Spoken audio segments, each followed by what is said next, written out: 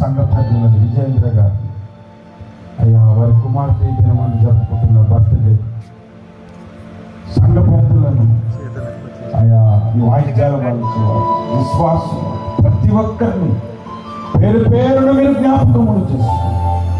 సియోనులో నుండి మీ హస్తములు చాపి ఆశీర్వదించండి, దీవించండి.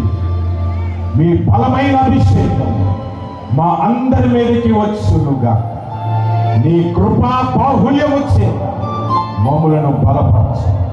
మీ దేవ సేవకుని బహుగా హెచ్చించి ఈ ప్రాంతంలో బహుగా వాడుకొని యేసు నామమున ప్రార్థిస్తున్నాము పరమ తండ్రి.